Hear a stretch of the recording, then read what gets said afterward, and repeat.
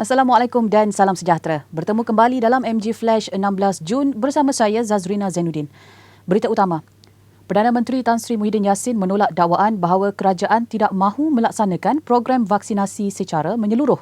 Katanya program itu tidak boleh dijalankan secara menyeluruh kerana kekangan bekalan vaksin COVID-19 yang tiba ke negara ini secara berperingkat.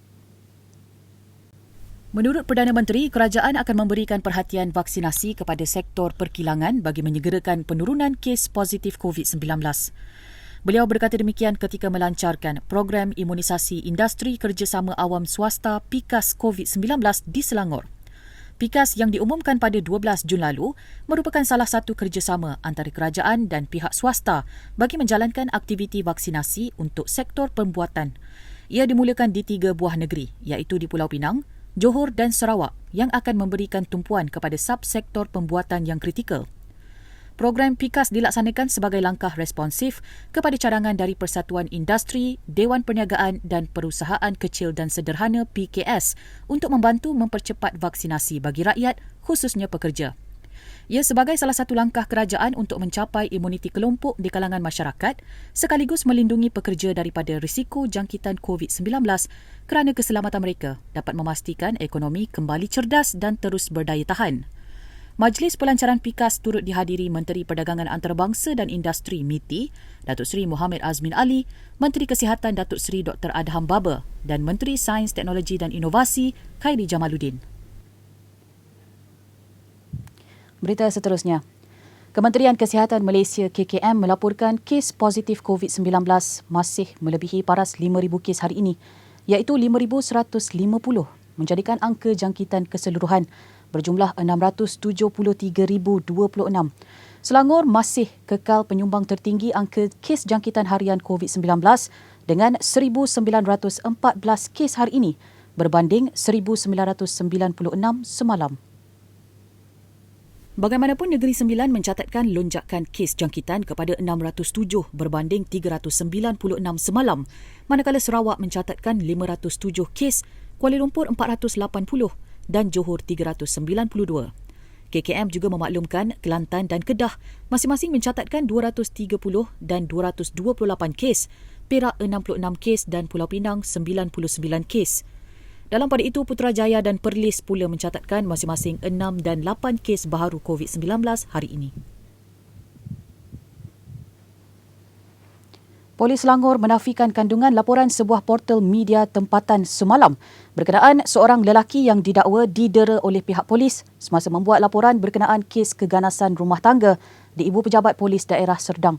Dalam satu kenyataan, Ketua Polis Selangor, Datuk Arjunaidi Mohamad berkata, lelaki tersebut, Joseph Prakash Sukumaran, bertindak agresif dan mengeluarkan kata-kata kesat kepada polis serta membuat bising di bangunan tersebut.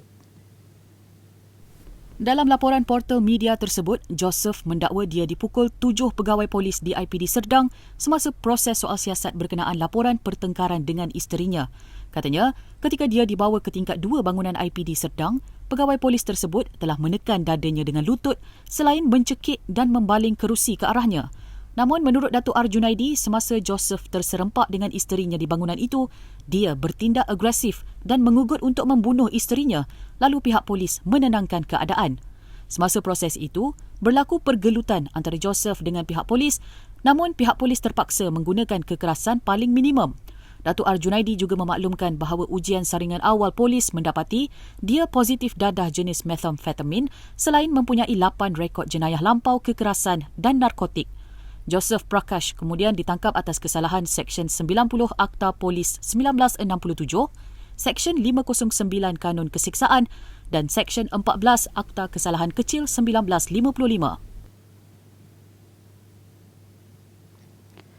Pihak polis kini dalam proses mengenal pasti mayat seorang lelaki tempatan yang ditemui dalam keadaan badan terputus dua di kondominium Golden Triangle Bayan Lepas, Pulau Pinang hari ini. Difahamkan, mangsa bertindak terjun dari tingkat 26 kondominium berkenaan berikutan penemuan seliparnya di lokasi tersebut. Ketua Polis Daerah Barat Daya Superintenden Kamarul Rizal Jenal berkata pihaknya menerima panggilan berhubung penemuan mayat mangsa daripada pekerja pembersihan kondominium berkenaan pada jam 8.58 pagi tadi. Dalam kenyataan awal, Kamarul menjelaskan pihaknya percaya mangsa merupakan warga tempatan susulan parut suntikan BCG ditemui pada badannya. Selain itu, pihaknya tidak menolak kemungkinan ketika terjatuh, mangsa terhentak pada batu ruang tanaman bunga menyebabkan badannya terputus dua. Namun, siasatan lanjut masih dijalankan termasuk mengenal pasti punca kejadian. Kes diklasifikasikan sebagai mati mengejut dan mayat dihantar ke Hospital Pulau Pinang untuk proses bedah siasat. Jadi dengan itu, sekian dahulu MG Flash buat masa ini.